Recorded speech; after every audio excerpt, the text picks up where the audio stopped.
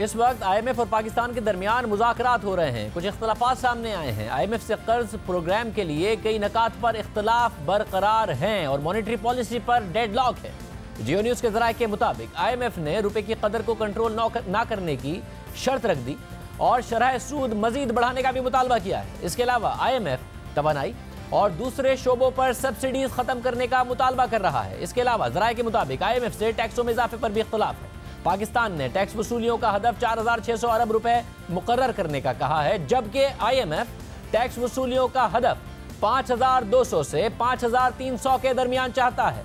इस वक्त सूरत हाल यह है कि पाकिस्तान में टैक्स वसूली हदफ से बहुत कम है और IMF जो हदफ दे रहा है वो बहुत ज्यादा है। IMF जो तजावीज दे रहा है उस पर अमल करना पाकिस्तान के लिए आसान नहीं होगा, तो फिर आगे क्या होगा? IMF की टीम पाकिस्तान में है। 5 माह के दौरान दूसरी बार IMF का वफ्द पाकिस्तान में है ताकि मुआहदे को हतमी शक्ल दी जा सके, जिसके नतीजे में IMF से पाकिस्तान को $6.5 अरब का बेल आउट पैकेज मिल सकता है। अहम बात यह है कि IMF और पाकिस्तानी हुकाम के दरमियान सिर्फ और सिर्फ टैक्स के मामलात पर मुज़ाकरात के 3 दौर हो चुके हैं, मगर अभी तक इत्तफाक नहीं हो सका। एक्सप्रेस ट्रिब्यून में शाया होने वाली शहबाज राना की खबर के मुताबिक IMF की तजवीज़ है कि FBR को टैक्स वसूली का हदफ के मुताबिक करने के लिए पॉलिसी इक़दाम लेने चाहिए। टैक्स वसूली का हदफ 5,400 अरब तक हो सकता है, मगर इसके लिए ज़रूरी है कि रेवेन्यू वसूली में 36% का इस साल यानी अगले माली साल में इजाफा हो। इस वक्त 4,000 अरब रुपए की टैक्स वसूली हो रही है। अगर 36% इजाफा होगा तो ही यह हदफ हासिल किया जा सकेगा। और तारीख ये बताती है, पाकिस्तान की तारीख में FBR ने कभी एक साल में 22% से ज्यादा इजाफा नहीं किया, तो 36% से ज्यादा कैसे होगा?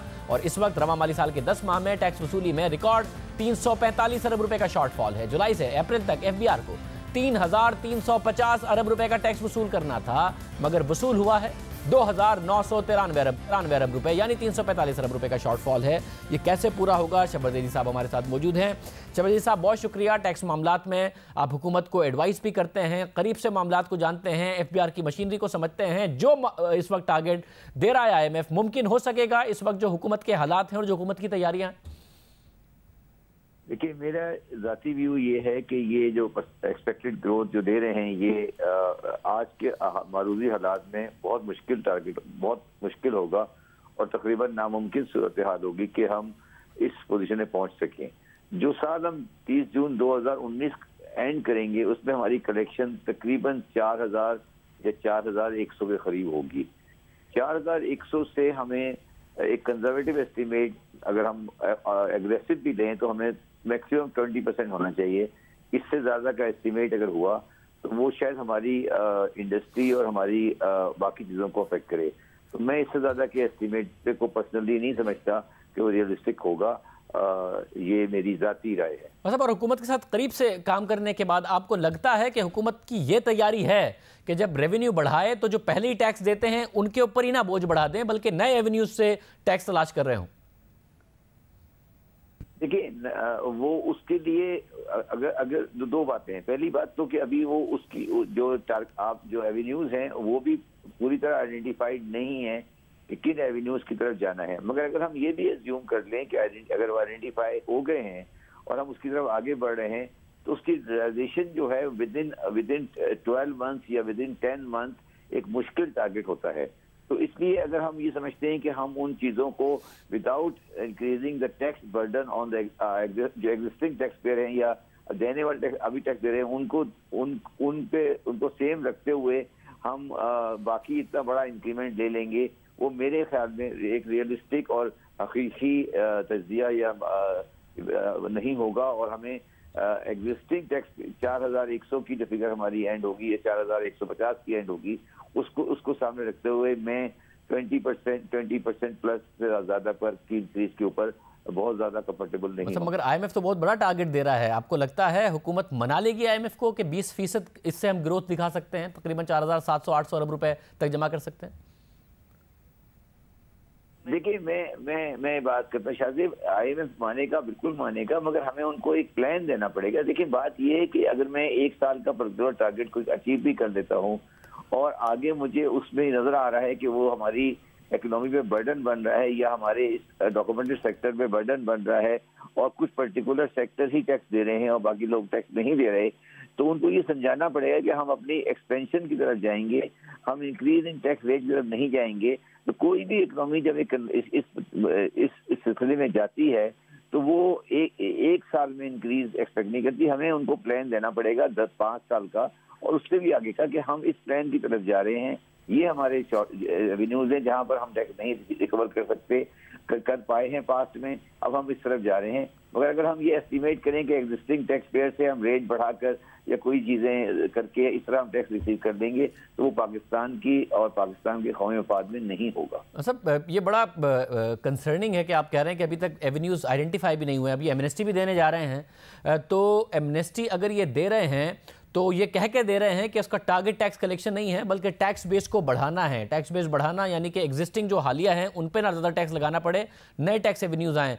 तो वो आपको नहीं नजर आ रहा कि टैक्स एमनेस्टी के नतीजे में भी ये सब कुछ नहीं होगा?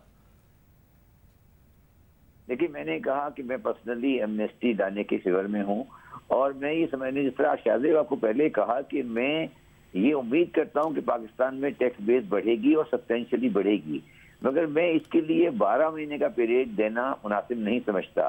मैं वही बात कर रहा हूँ, हम एक ट्रैप में फंस जाते हैं जब हम एक बहुत हाई टारगेट बहुत शॉर्ट टर्म पीरियड के लिए दे देते हैं और ये नहीं देखते कि उसमें हमारे पास कितनी इलेक्ट्रिसिटी और हमारे और कौन से फैक्टर।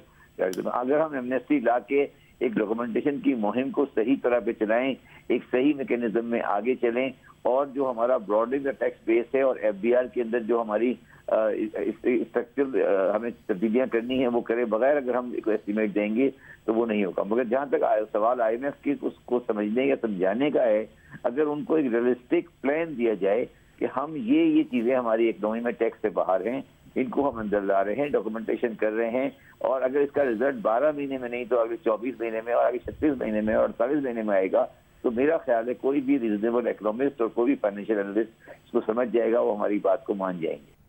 बहुत शुक्रिया। शहबाज अजीज साहब मौजूद थे। प्रोग्राम में जाते जाते जिक्र हो जाए एक गलत बात का जिसे अब गलती मान लिया गया है। गलती हो जाती है, गलती के एतराफ़ में कोई बुराई नहीं, लेकिन गलती का एतराफ़ हमेशा बड़ी गलती बड़ी तनाज़ात से बचा लेता है। वक्त पर अगर गलती का एतराफ़ कर लिया जाए तो और अच्छा है।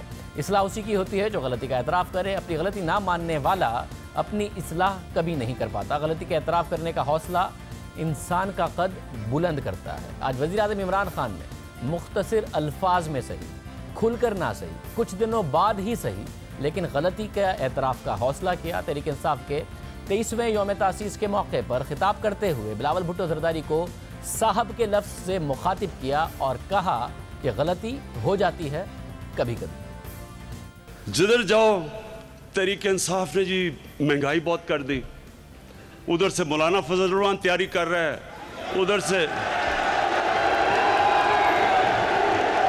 उधर से नून लीग के कोई हर रोज वो बैठते हैं वो शोर मचा देते हैं। सिंध में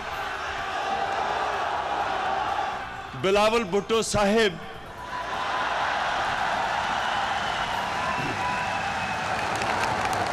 गलती हो जाती है कभी कभी।